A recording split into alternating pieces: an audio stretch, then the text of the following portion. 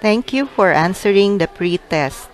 I am Dr. Mary Ann Castor, a PPS STC allergist and immunologist. Welcome to Allergy Ba To? Baka nga, an online CPD on cow's milk allergy. This topic coincides with the celebration of the National Allergy Month and the National Nutrition Month.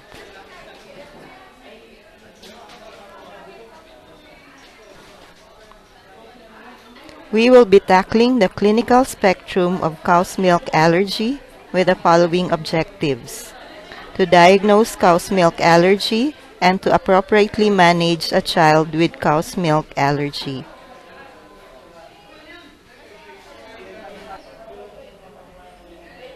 Cow's milk allergy, or CMA, is just one of the many food allergies.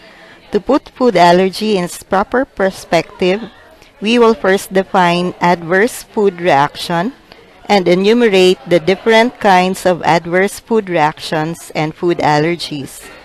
We will then discuss CMA, its epidemiology, clinical manifestations, diagnostic tests, and management. Interspersed in the topic will be how to differentiate CMA from lactose intolerance, which is a common differential diagnosis.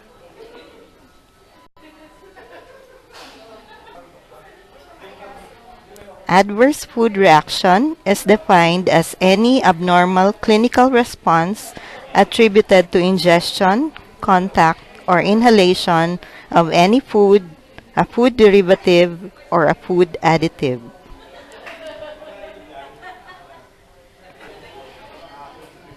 Adverse food reaction is classified into either non-immune mediated or immune mediated. Non-immune mediated adverse food reactions are also called food intolerances and are further classified into the following. Examples of which are also shown below. Toxic or pharmacologic adverse reactions may develop in anyone provided that a sufficient amount is ingested. They are due to either toxic contaminants or pharmacologic substances within the food. This can develop in anyone provided that a sufficient amount is ingested. An example of a pharmacologic adverse food reaction is tyramine in aged cheese, which can cause migraines or hypertensive crisis. For toxic reactions, scombroid fish poisoning is an example. It is often mistaken as a fish allergy because patients can present with flushing, vomiting, or hypotension, but this is not so. This is actually caused by decarboxylating bacteria in fish that converts histidine to histamine. To differentiate this from fish allergy, all persons who ate the fish will develop the symptoms, unlike in allergy where only an individual with fish allergy will develop the symptoms, and it is reproducible every time that individual ingests fish. Metabolic or idiopathic adverse reactions depend on an individual's unique susceptibility.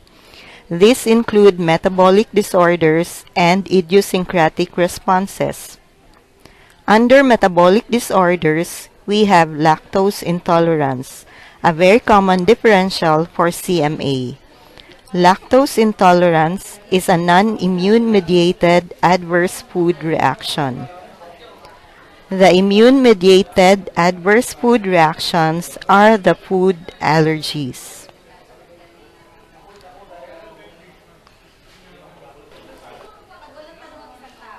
Food allergy is an immune response directed toward food. It requires the activation of an underlying immune mechanism. It is further classified into IgE-mediated, mixed IgE and non-IgE-mediated, and non-IgE-mediated food allergies.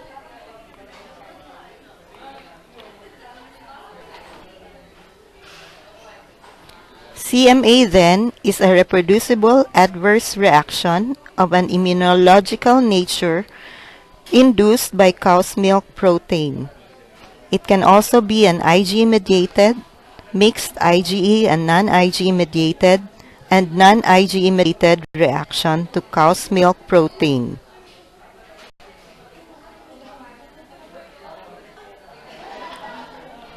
True prevalence of food allergy is difficult to establish.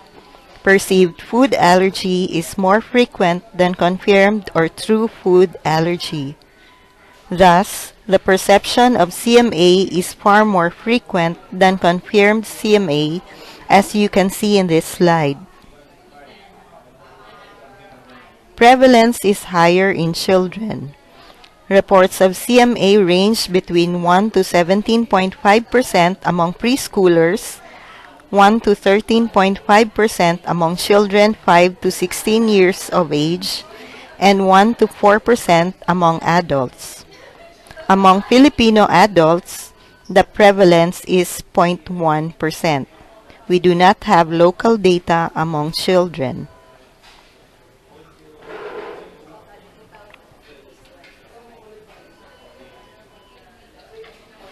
Cow's milk contains several proteins. This slide shows the different proteins found in whey and casein. Milk allergens are known to preserve their biologic activity even after boiling, pasteurization, ultra-high temperature processing, or evaporation for the production of powdered infant formula. Children are usually sensitized to casein proteins, with only a minority sensitized to both whey and casein. Adult patients are more likely to be sensitized to both casein and the whey proteins alpha-lactalbumin and beta-lactoglobulin.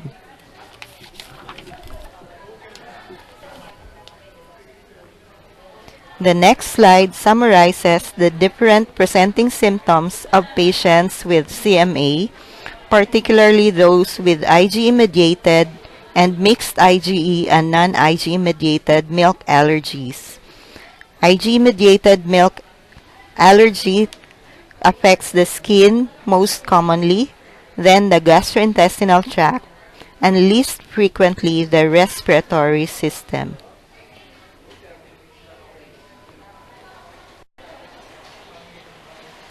The clinical manifestations of CMA depend on the type of immunological reaction involved.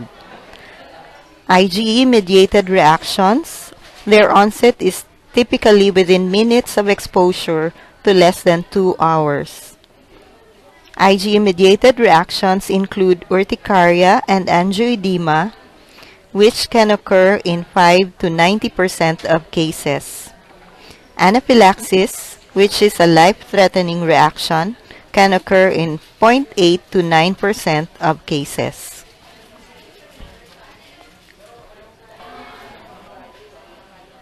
Atopic dermatitis may involve both IgE and non-IgE-mediated mechanisms.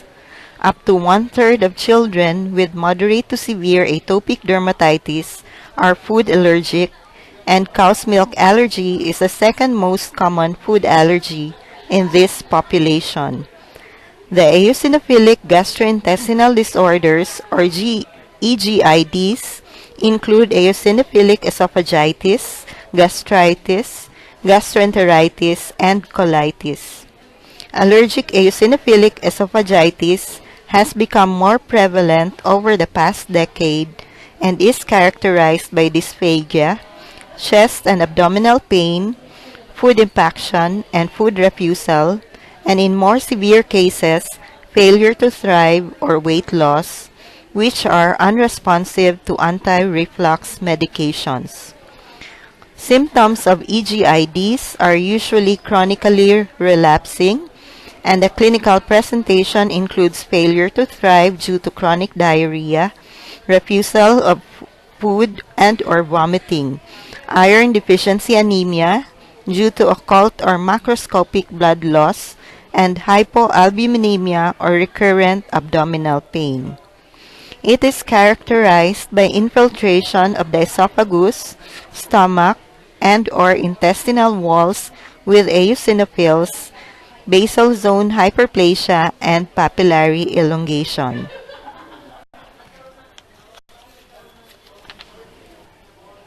Non-IgE mediated reactions occur at several hours or days after milk consumption. These consist of food protein-induced or allergic proctocolitis, food protein-induced enteropathy, and food protein-induced enterocolitis syndrome or FPIES. All three present with mostly GI symptoms. A very rare form of non-IgE-mediated food allergy is Heiner's syndrome, a form of pulmonary hemosiderosis where patients present with recurrent pulmonary infiltrates associated with chronic cough, tachypnea, wheezing, rales, recurrent fevers, and failure to thrive.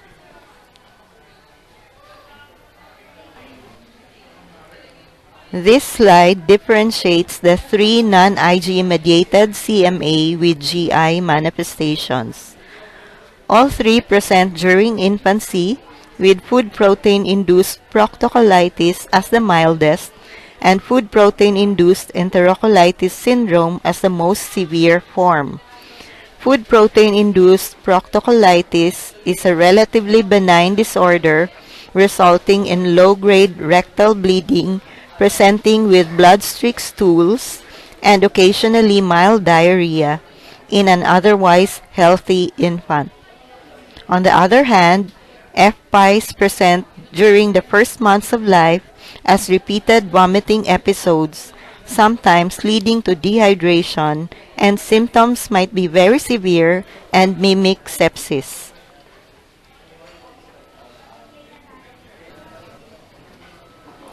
The gastrointestinal symptoms of CMA, such as nausea, bloating, intestinal discomfort, and diarrhea, mimic many symptoms of lactose intolerance and may lead to a wrong diagnosis.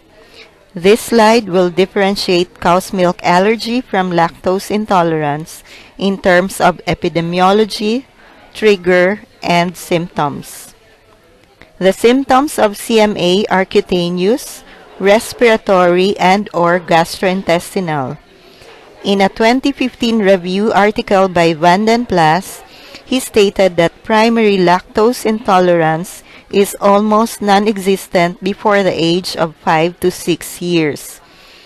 If symptomatic lactose malabsorption occurs before that age, it is likely to be secondary to another disease. Another difference is that with CMA, even a small amount of cow's milk protein could trigger a reaction. In contrast, with lactose intolerance, one can often eat small amounts of milk products without any symptoms.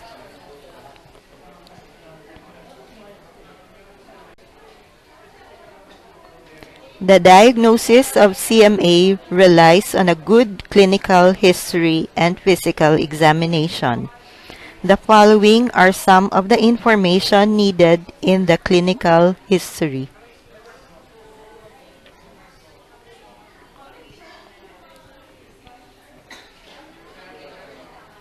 In most of cases, a phase of milk elimination is an important step toward the diagnosis of CMA. If it leads to a definite improvement in symptoms without resorting to medication, it supports the diagnosis until confirmation is made by challenge testing. Other tests that can be done are skin prick test, A2P patch test, cow's milk specific IgE, and oral food challenges.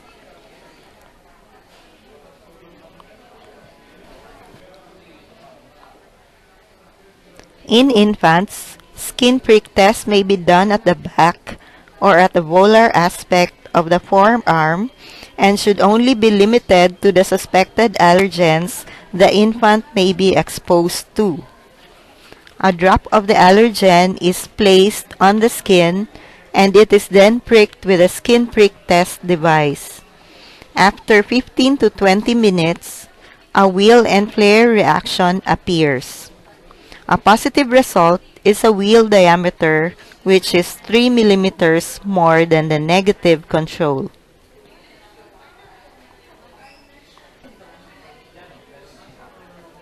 In instances where there are lesions on the skin or you cannot put the patient off antihistamines, cow's milk specific IgE testing may be done. It's an in vitro test, so it involves blood extraction. The serum is then processed in the laboratory.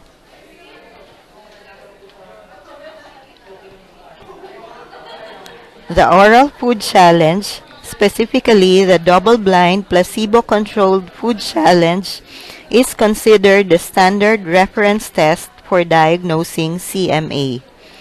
This procedure, however, is time-consuming and expensive, and is thus only used for research purposes or when the symptoms are subjective. Open challenges can be used to confirm both IgE and non-IgE mediated reactions following an elimination diet and are usually adequate for clinical purposes. As a precautionary measure, it is recommended that one who performs oral food challenges must have a background and equipment to recognize symptoms of allergy and to treat anaphylactic reactions.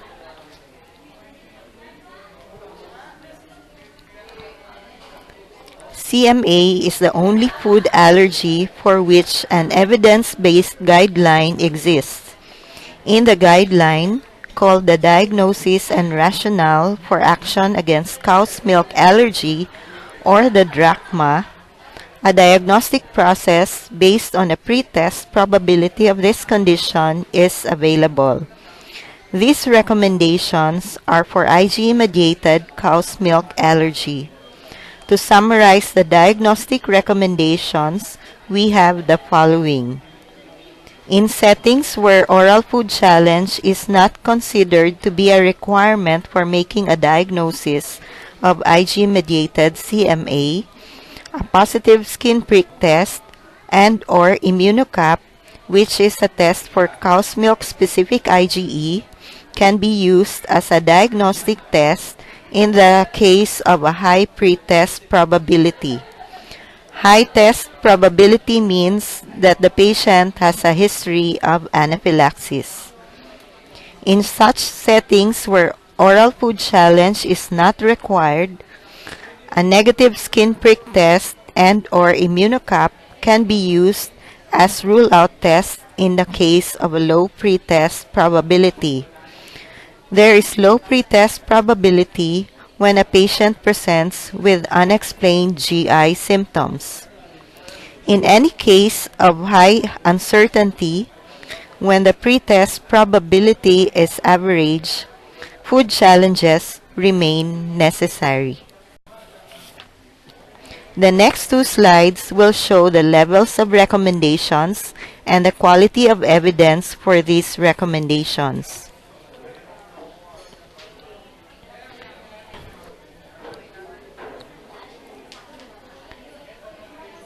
This slide shows the recommendations when a skin prick test can be done and how to proceed given a certain result.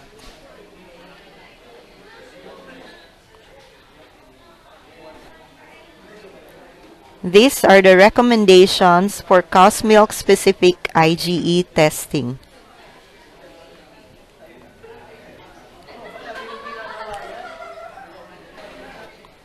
There are no reliable tests for the diagnosis of non-IgE mediated CMA. Initial diagnosis is based on a suggestive history and the absence of a positive skin prick test or cow's milk specific IgE. In these patients, diagnosis primarily relies on a successful milk avoidance diet with clinical relapses after oral food challenge. Biopsy may be needed for histologic confirmation of food protein-induced enteropathy, but it is usually not indicated in patients with food protein-induced enterocolitis syndrome presenting with acute symptoms, or in patients with food protein-induced proctocolitis. Measurement of food-specific IgG and IgG4 antibody levels for the diagnosis of non-IgE-mediated cow's milk allergy is not recommended. Food allergen-specific IgG or IgG4 antibodies are markers of natural exposure to food components, which are naturally recognized as foreign by the immune system. The presence of food-specific IgG and IgG4 antibody is a normal beneficial physiologic reaction and does not lead to development of disease. Elevated serum IgG to specific food protein merely indicate that oral food tolerance to food, meaning that they can take in the food without any reaction rather than intolerance, has developed.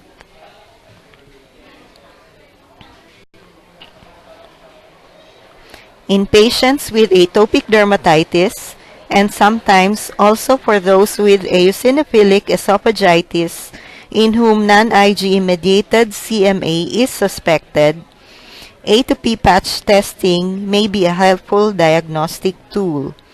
However, no sufficient data exists to evaluate its clinical utility, meaning the sensitivity and specificity are highly variable, and there is no agreement on the appropriate reagents, methods, or interpretations of these tests.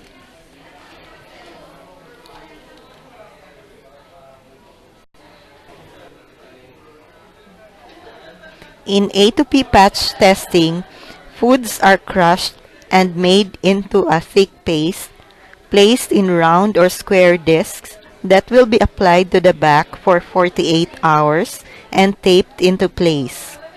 The reactions are read sometime after removal of the tape.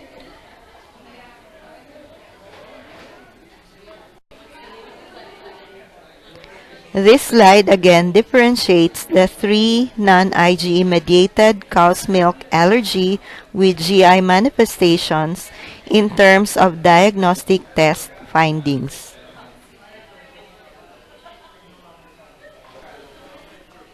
This slide differentiates cow's milk allergy from lactose intolerance.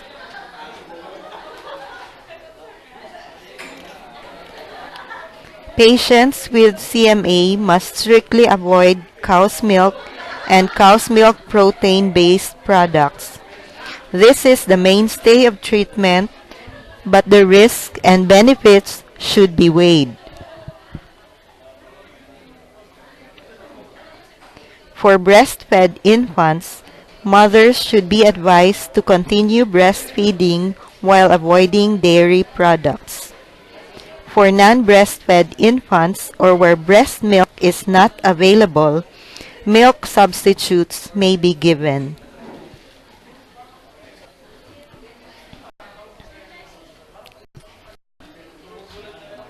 Breastfeeding is strongly recommended as the preferred way of infant feeding.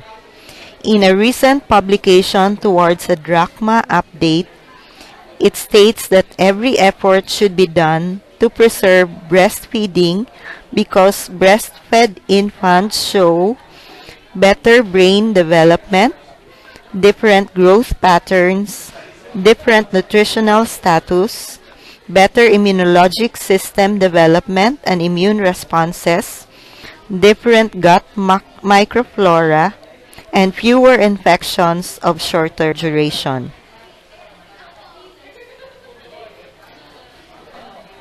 When breast milk is not available, alternative milk formulas may be given.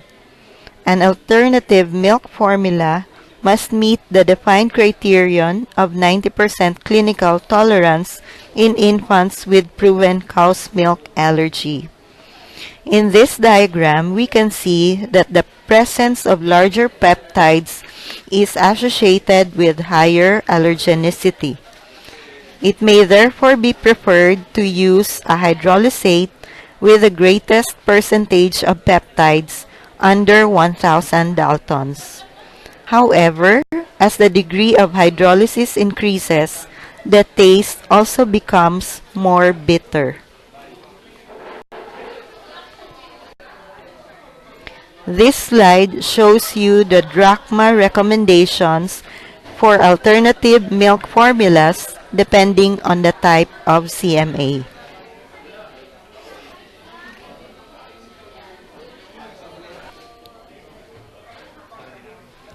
Other milks can never constitute the treatment of choice for CMA.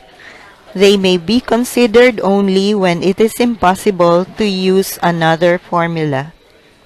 The homology of protein composition between mammalian milks correlates with phylogenetic relatedness.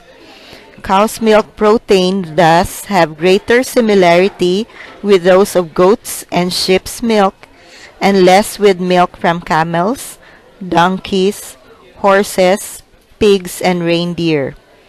Hence, goats and ewe's milk should not be used for the treatment of CMA as they can expose patients to severe reactions.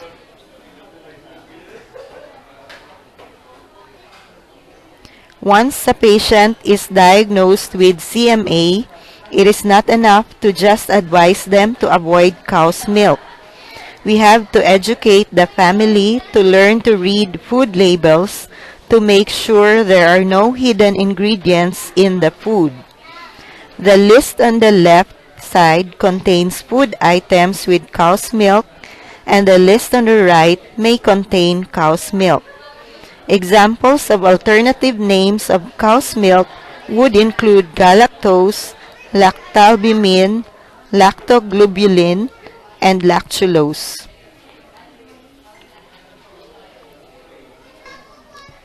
When we advise cow's milk avoidance, we have to make sure that the patient still receives a balanced diet with calcium. Cow's milk also contains other vitamins and minerals, so we have to make sure that they will not develop nutritional deficiencies when they avoid cow's milk.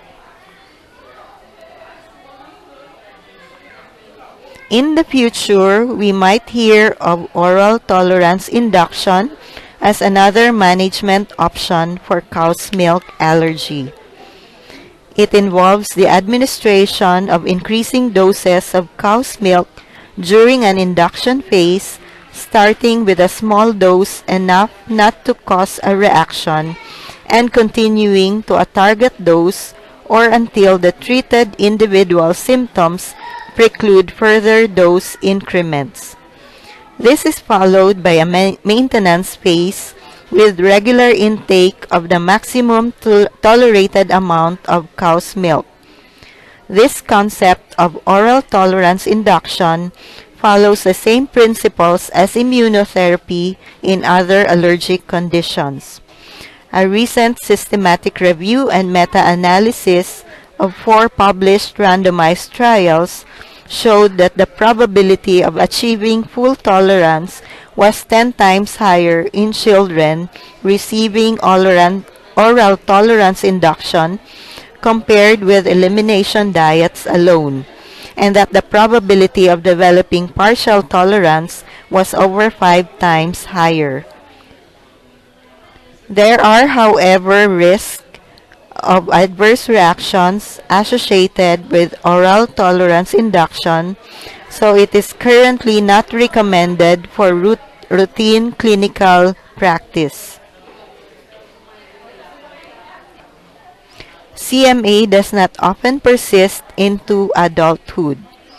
Most children will outgrow their allergy usually by 5 years of age, but there are some who will remain allergic. CMA is often the first step in the allergic march.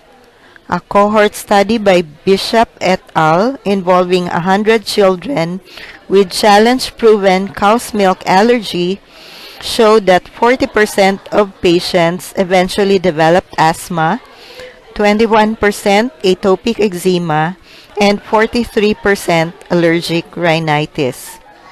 The natural history of CMA appears to vary according to IgE status. Children with non-IgE mediated reactions became tolerant faster than those with IgE mediated reactions. Among the non-IgE mediated CMA, allergic proctocolitis resolves the earliest.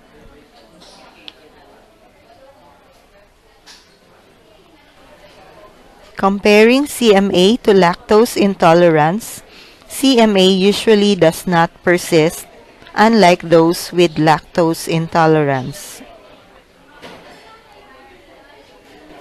Considering the immaturity of the immune system and the greater permeability of the digestive mucosa in small children, the primary prevention of food allergy has focused on manipulation of the maternal diet during pregnancy and lactation, and of the diet of infants who are at high risk of developing allergy. They are those with at least one parent or sibling with allergic disease. Just recently, the Philippine Society of Allergy, Asthma, and Immunology and the Philippine Society for Pediatric Gastroenterology, Hepatology, and Nutrition came up with our own local guidelines on the primary prevention of allergies. You may download this online for free at the website listed below.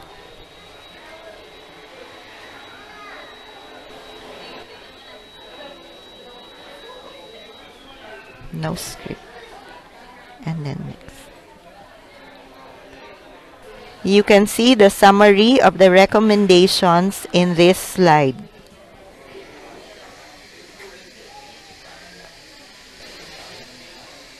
Thank you for your utmost focus and attention.